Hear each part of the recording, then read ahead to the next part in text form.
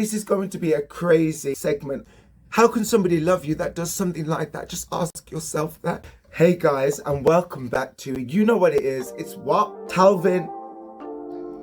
You know what that is, obviously. I'm here and I do talk. But honestly guys, listen, I had to reevaluate and really think about a few things. Let me get myself prepared for the fight.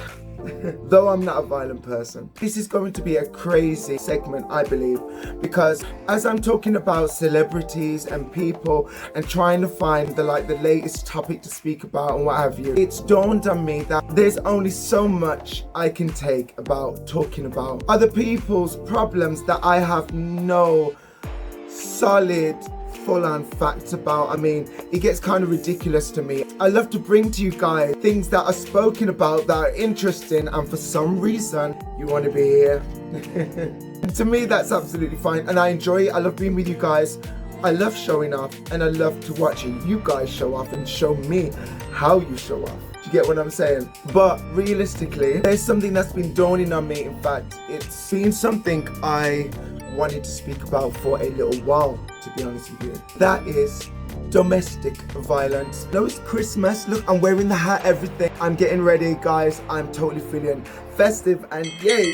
But there are some people out there who are not going to be feeling as festive on a daily basis. I want to let you know, if I'm looking at you and talking to you and this applies to you, please, please, please listen to what I have to say. And if you don't, it does not apply to you, hear my experience and maybe learn something and maybe relate, you know, in some way, because maybe you don't realize that what you're going through is a domestic abusive situation or controlling. Let's break it down. Before we go into my experience, I want to start off firstly talking about other people as usual. But no, seriously, no, I love talking about myself as much as other people, so I think I'm pretty fair, right? Concerning the domestic violence with other people, men, we're going to speak about men first because this is a platform for myself and what I'm relating to. We all know that women go through domestic violence, men go through domestic violence, and the statistics for that have proven just as much of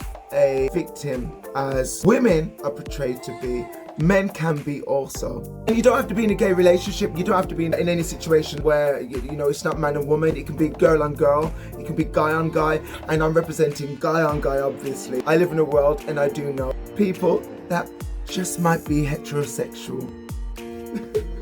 Oh come on, please, you know me by now. But in all that to say, I'm making a humour out of a lot of things, but on a serious note, I have found that a lot of men find it uncomfortable to speak about domestic violence. Why? I'll tell you why. I'll tell you my opinion. Why I think. As men, we have a lot of toxic masculinity, so we have to either be super macho or get on with things or don't show emotion at all. And with those three things, it can kind of force you into a role that you don't even know you're in, and you're just expected to get on with it because that's what society and people expect you to do as a man. Men have spoken to me, and soon in the future I will be doing proper segments where people will be speaking their experience. Now, I've been approached by men who have mentioned to me that their girlfriends or their wives hit on them, insult their manhood constantly, then fall into their arms like victims of prey. Even us as males and their friends can back that story up as in, you know, laugh it off like it's okay. And when the guys are all working there in their labouring work and all the lads are laughing about weak men this, weak men now, that is toxic masculinity. And bedroom, don't you realise your friend is going through stuff and you're not helping? It's not overly effeminate to show your emotion. In fact, it's having control of it. So also, I hear mostly with men, it's a lot of guilt that's been played in, a lot of what have you done? The kids. The worst is when the children is used against men. I find a lot of sad, lonely men that want to do more, want to be more, try their best, and it's never enough. And then it gets to the point where it gets physical. I've seen women attack on men even when I'm out clubbing, calling them all sorts of names. Dog usually, or something else. We're not gonna mention that. I'm not gonna mention that. And there's a whole group of other guys and women egging it on. But if it was a man doing that to a woman, would it be so different? I'm asking because for me, like, Yes, it would be different. Yes, it would be different. And this is not me running down women. I love women. I'm not a gay guy that's like, ew, the JJ, ew. No, I love women. I think women are beautiful. In fact, I talk to straight male friends about similarities between, you know, certain things that men can joke about. You get me? Naughty things, to which I will speak about, but this is not the time for that. This is talking about domestic violence. So I've been out and there was these two ladies in their 50s. I was in short shorts, like my shorts came right up to here. These ladies were complimenting me how nice I am and so on and so forth and blah, blah, blah. And next thing you know, one of the ladies says, oh, look at his shorts. They're really short, aren't they? To the other one. Vum, puts her hand straight up my shorts. If that was a man doing it to a woman, different story, right? Totally different story. And lads, you don't speak about these things, man. You don't mention it because you're thinking that you're gonna be less of a man, but it's not okay to be treated that way, you know, because if women want to complain and be like, my makeup is for me only, my body's for me only, as much as that, should we say, then at the same time go in the clubs with your breast out to get in for free, put your makeup on to get the man you want or to get the drink you want for the evening. That's not really helpful, ladies. Come on. But also, that exists. So men, you're not always wrong. I promise you. This is as a gay guy mediating between. I'm just balancing off and finding the fair common demeanor between us as human beings, let alone with domestic violence and how it affects each person and each sex. Yes, I know that a lot of dads run around out there and men can have the child and go away. But it's not the same. We're still human. Maybe our sexual applications have been applied differently. I'm trying to find the word there. But we have a heart and we feel. I'm not just here defending men. We're moving on to women. We will come there very soon. Gentlemen, I want to say to you, and if you're going through domestic violence, please, you do reach out, talk to your friends, someone you can trust, and be aware of what toxic masculinity is. Research on it, because that is something you don't realize you may be doing, and you're thinking, yeah, I've got it down, I know what I'm doing, and yeah, I've got full control. Maybe you have, and maybe you haven't, but think about it. And just because you have children with this particular woman does not mean that she can use the children against you, bully you, and then slap you around the head like you're an idiot. First of all, I know guys play around. Yeah, we love to. Your mate's doing it, your partner doing it. It's something different because they're supposed to be protecting you from all the crap. When you walk in at night and she's there and you want to talk to her about things that you can't talk to the other guys about, that is what she's there for. So don't be scared to do it and make sure you're in the right scenario. And then if you know all this is going on, don't be scared to seek help. And if not, walk away. And that walking away situation is not something that comes easy. That is with confidence, time, and being aware you're even in the situation, or mostly, in fact, accepting it. Now, my ladies, all the ladies, women, beautiful women, I'm here. Hello. I'm saying hello. I am a gentleman. We're not in the bed. You can get me as a gentleman instead. Seriously, okay, ladies. We are in a generation, an era where where women are celebrated, and there's a lot of things that have come to rise that have proven that you're not limited just to stay home and cook. You're not limited just to serve the children that you've had with your partner and being left alone with them, to just service them for a better life. You are making a better life for yourself and your children. That means they were born into your world, not you into theirs. Ladies, validation. Got you a bunch of gay friends, I get it, that tell you, oh, you're beautiful, you're amazing, you're fantastic, and that would last the whole time that you're clubbing. But then it stops when you get home and he's asked you, who were you speaking to? You didn't answer the phone, or you didn't answer the 30th call, or the 50th call. And you were probably just out there dancing around with your friends and having a good time with your gay friends, bear in mind. Though I'm not denying that people might even cheat in a gay club if you're straight. Come on, we all go everywhere. Just on a side note, because women go to the gay clubs to avoid the straight men bugging them, but then the straight guys get it and they know that. Come on, ladies. Straight guys have gay guys as friends too, you know. Come on, get with it. It's 2021, yeah. I'm laughing, I know that, and let me explain that also, because I tend to laugh out of panic, fear, and nervous talks, nervous, anything, nervous, whatever. I just get nervous easy, but I hide it well with confidence and way, which also comes from a lot of crazy and comes from a lot of pain. So, and I'm not the only one. And then you go back and he could be hitting you, he could be not. He could be the one helping out with the children, waiting on you. And then when you get back, you're ostracized. Or no, you wear the makeup the wrong way, or you laugh the wrong way, or you do certain things and slowly it nips at your confidence when all you want, woman, is that validation. And it doesn't have to be from a strong man, some big hunk. And can we go there? Okay, I'm gonna calm myself down. Stay on track. Stay on track, Talvin. I'm staying on track. Okay, perhaps he's good looking.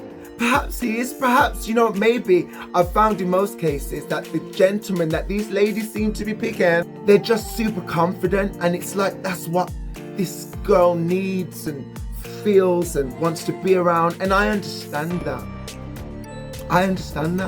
And then he's saying the right words. In fact, you know what? You get soothing after the beating.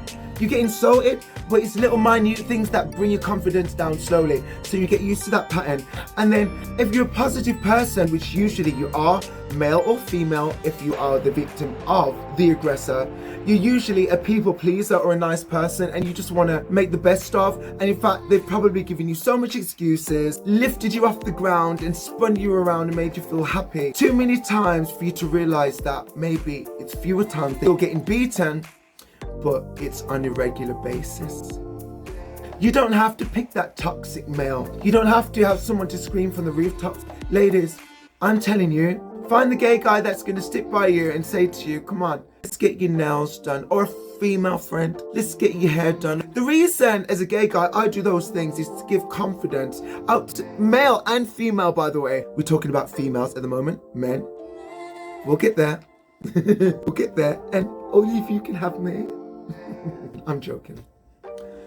You don't have to deal with that or accept. It's about confidence, and you want to really grow. Those women that relate to what I'm saying, I'm not saying everyone is the same. All situations are different. But if you're relating to what I'm saying, hear me out. Take little steps and believe that you can escape. It's not about the children. They were born into your life. You're stuck with the children. You still need respect. It's something inside that needs to be validated, that needs to grow from within you first. So no one can have it in their hands to do that to you and treat you that way. It's wrong, it's bad, and it's no good. Nobody should be feeling that way. It's not nice. The comforts are not worth it. The cuddles are not worth the beatings. The kiss on the cheek is not worth the slap. And worst of all is the words. But we'll go there, sorry.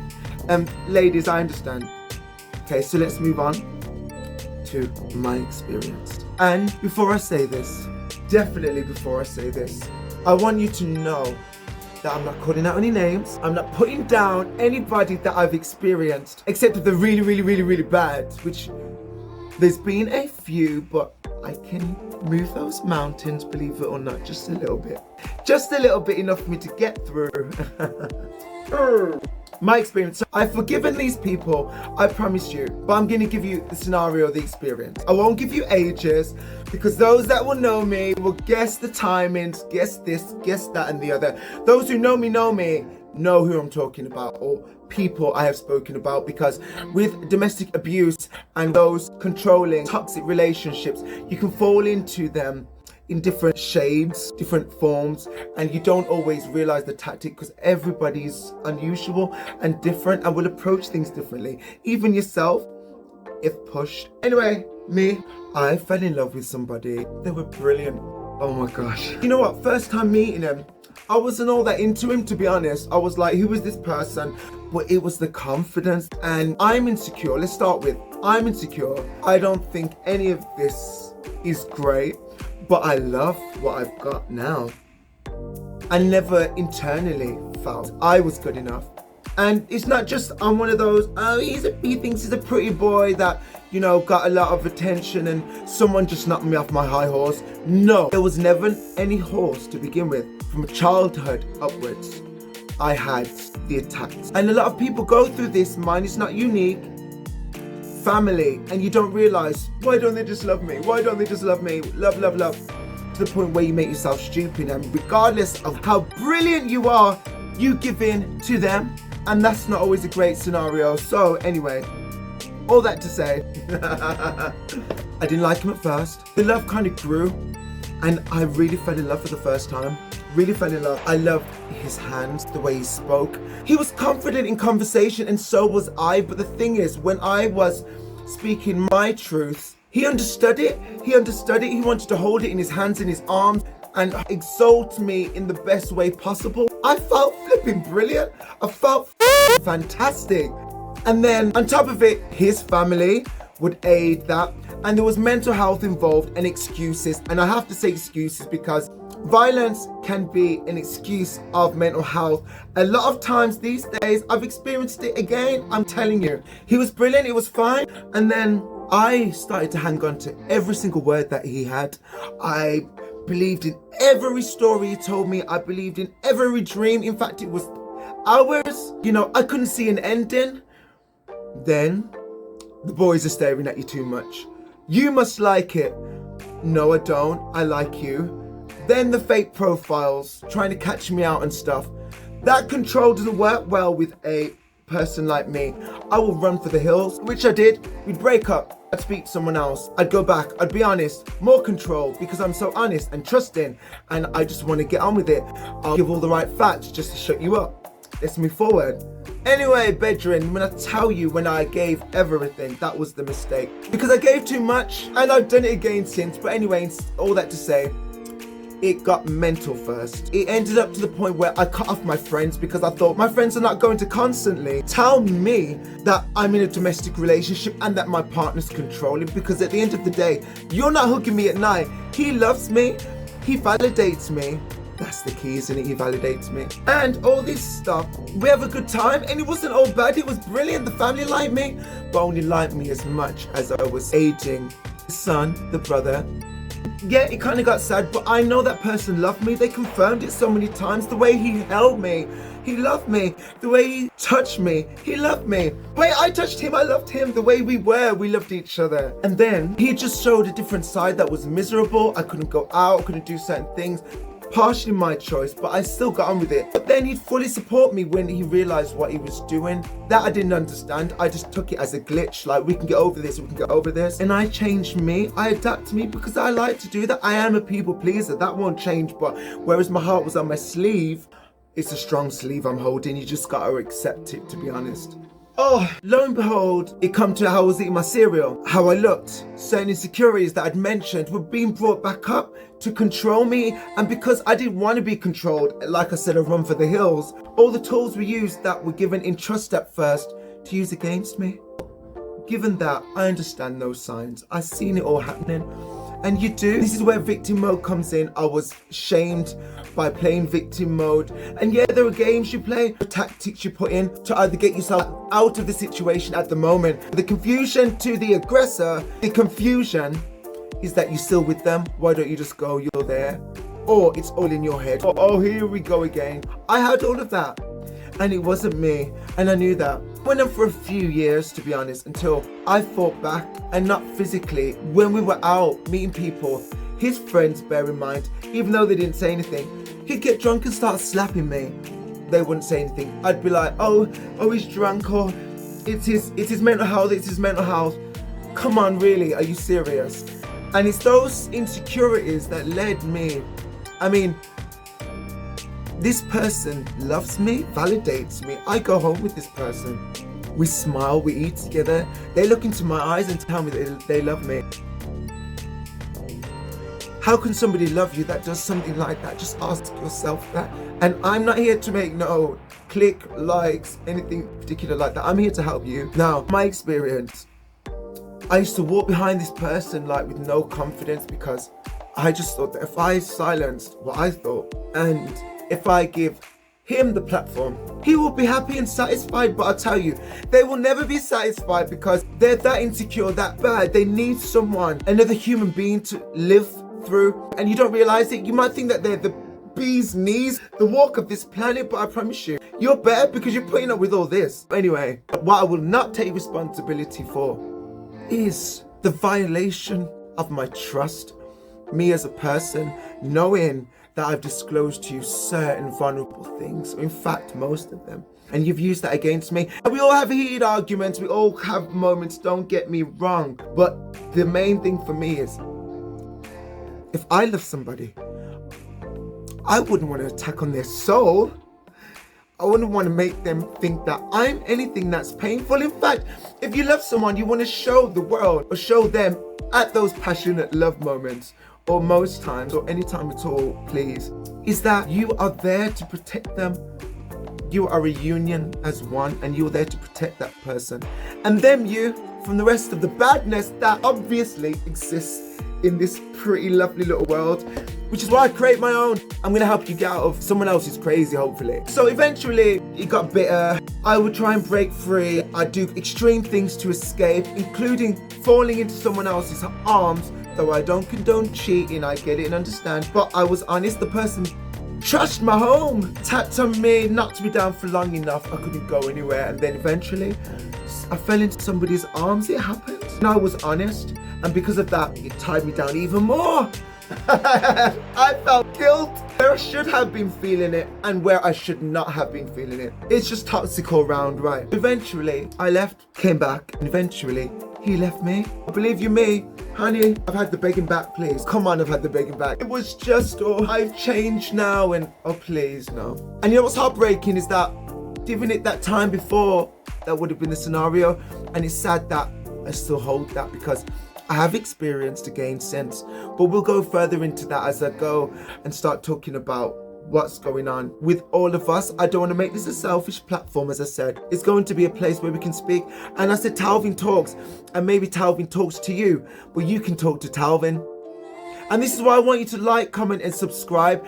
Not because I want to be some big, well-known person. If anything I want to be well-known for is to give back and help. And I think everyone knows that. By the way, people must think I'm really, really weak because I'm a man and you see colours behind me. Oh, I'm talking about vulnerable situations. But trust me, I'm not. I am not. And that is not repeating myself to give myself confidence. It's to let you know I'm not. Because it's taken me to be vulnerable, to realise that it's okay.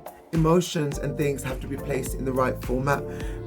I've had therapy, I've had counselling, and I look to the source above. And there's many things that people use. Oh, please believe you me. There's been drugs, sex, and rock and roll, as I keep saying. But now, there's you and me. And like I said, this Christmas, it's not going to be great for all. But I thought I'd put it out there and mention it because it takes little steps to get out of it. And for me, I didn't look into his eyes when he was telling me things, nice things.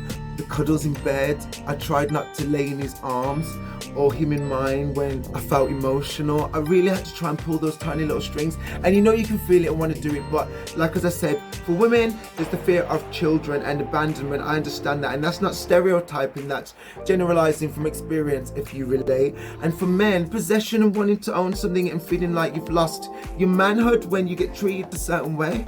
I felt it. I have felt it definitely on both parts, I promise you. But let me tell you, you are worth something. Forget overweight or if you feel you're not attractive or you have to put a ton of makeup on to make yourself feel good. Don't hide it, face it and deal with it. And when you accept those weaknesses, those emotions, you tend to control them, the insecurity and certain things. You can place them all in the right boxes, but as long as you're in that scenario, they are going to be in the wrong box.